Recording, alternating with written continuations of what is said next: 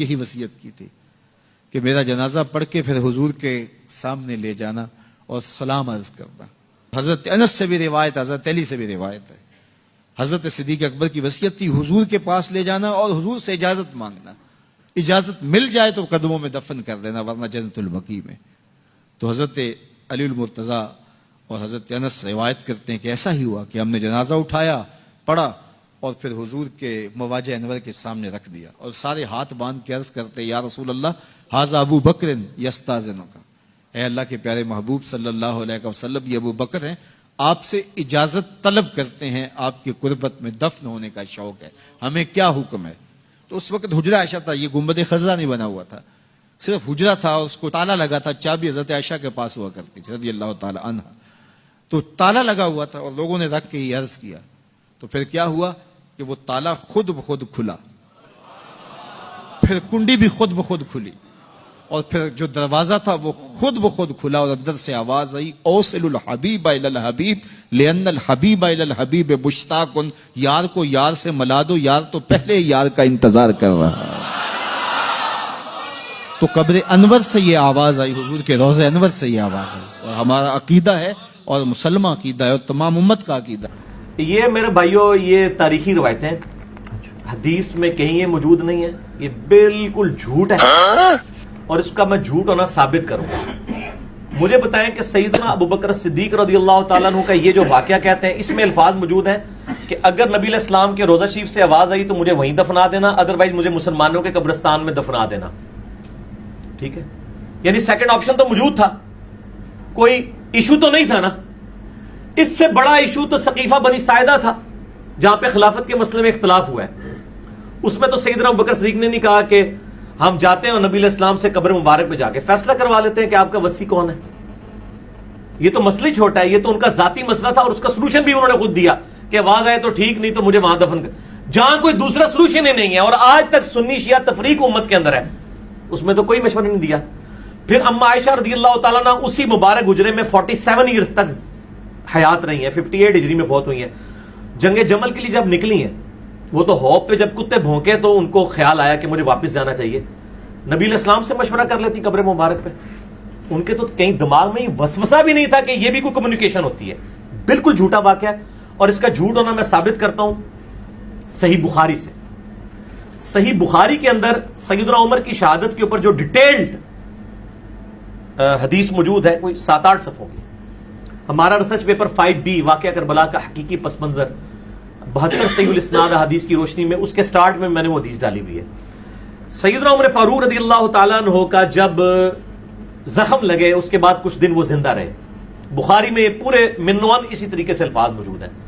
जब उनको ये यकीन हो गया कि वो दूध पीते थे तो आंतों के रास्ते निकल जाता था कि अब मैं जानवर नहीं होऊंगा, इस तकलीफ की वजह से उन्होंने अपने बेटे को बुला के कहा कि बेटा उम्मुल मोमिनीन सैयदा आयशा के पास जाओ और उनको कहना कि उमर बिन खत्ताब कहता है, ये ना कहना कि अमीरुल मोमिनीन कहता है। आई एम नो मोर अमीरुल मोमिनीन, मैं अब अमीरुल मोमिनीन नहीं हूं। 6 रुकनी कमेटी बना दी है, अली, उस्मान, तलहा, जुबैर, साद इब्न नबी वकास, अब्दुर्रहमान बिन औफ रज़ियल्लाहु अन्हुम अजमईन व अलैहिमुस्सलाम। तो ये कहना उमर बिन खत्ताब, कहीं वो इसको उल अम्र मिनकुम यानी खलीफा वक्त का हुक्म समझ के ना कबूल करें। कहना उमर अर्ज करता है कि वो अपने 2 साथियों के साथ दफन होना चाहता है। तो सैयदना उमर को चाहिए था, वो कहते हैं कि मेरे पैसे पहले तो प्रेसिडेंट सेट हो चुका है, कैसा तो अबू बकर के लिए भी आवाज आई थी, मेरे लिए भी आ जाएगी, तो मेरी भी भैया जाके वहां रख देना। सर झूठ के पांव नहीं होते, ये सही बुखारी में है। खुदा कह रहा है कि मेरे नबी के घर में दाखिल नहीं होना। आज किसी मौलवी से जाके पूछो कि नबी की कब्र कहां है, फरमाते नबी के घर में। तो जो खुदा नबी के घर में दाखिल नहीं होने देता, दफनाने की इजाजत किसने दी थी? किसने दी थी इजाजत?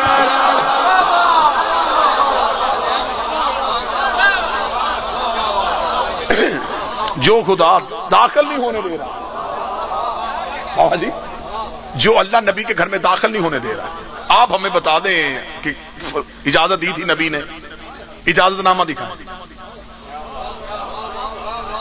तो फिर कुरान की सरीहन खिलाफ वर्जी नहीं होगी। खुदा तो दाखिल नहीं होने दे रहा, इतना सख्त है खुदा। खुदा कह रहा अगर जाना पड़ भी जाए फौरन उठ के आना, ज्यादा देर वहां बैठना ना। अगर नबी खाने पे बुलाए उसके घर के बर्तनों को भी नजर उठा के ना देखना।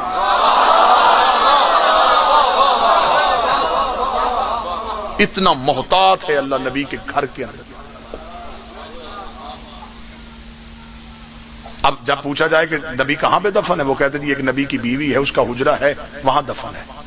अच्छा, हुजरा बीवी की मलकियत हो गया, जगीर ज़हरा की मलकियत नहीं हुई। या अय्युहल्लज़ीना आमनू ला तदखुलू फी बुयूतिन नबी इल्ला युज़िन लकुम।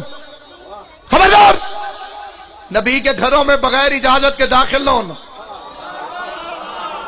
अल्लाह बगैर इजाजत के दाखिल नहीं होने दे रहा, ये दफन हो गए।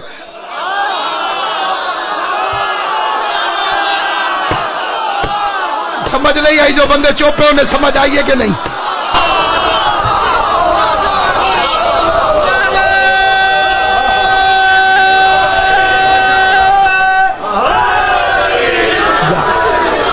मेरा सवाल है, कैसे पूछ के दफन हुए?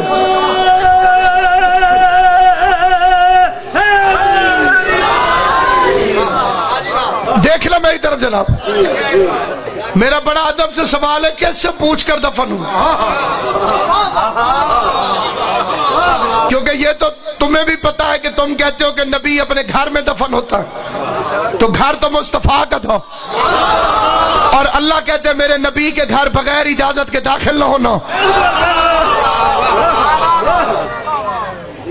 फिक्रा बड़ा हसास है, लेकिन जिम्मेदारी से कोई भी बात पढ़ी जा सकती है। जिम्मेदारी मेरी हो गई, फिक्रा मैं पढ़ रहा हूं। कहते जी नहीं, वो तो बीबी आयशा का हुजरा था। मैं हाथ जोड़ के पूछता हूं, कोई किताब साबित करे कि बीबी पेकियां का हिस्सा लेके आई थी। जब मोहम्मद का वारिस ही कोई नहीं होता तो बीवी मालिक कैसे बन गई?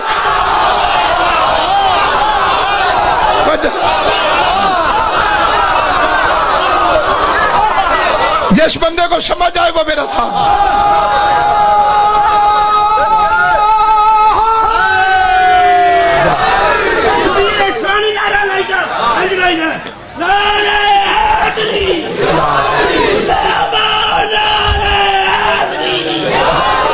मोहम्मद की अपनी बेटी को तू वारिस बनने नहीं देता।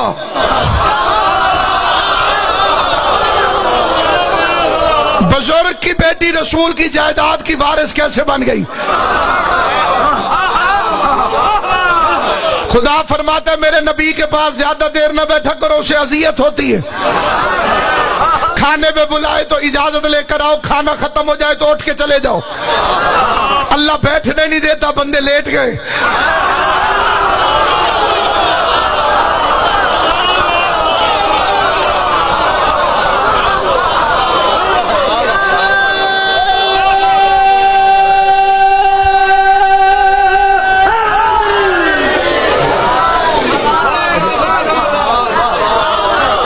एक बुजुर्ग अम्मा थी, मुझसे लड़ पड़ी। उसने कहा चंगे ना होंदे तो उत्थे क्यों होंदे? चंगे ना होंदे तो उत्थे क्यों दफन थी? वे पै तो चंगी जाते हैं, ये चंगे हन तो उत्थे पैन। वो अल्लाह ने करम ये किया, वो बीबी पीपल्स पार्टी से बड़ी मोहब्बत रखती थी। मैंने कहा ज़ियाउल हक कैसा आदमी था? मैं कहा परे चखे थी। मैं कहा मस्जिद में दफन है।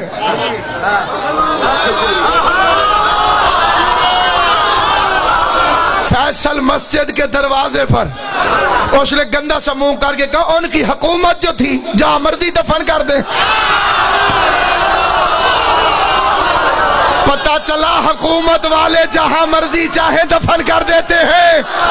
जब अली की हुकूमत आई तो उसने तीसरे को दफन नहीं होने दिया।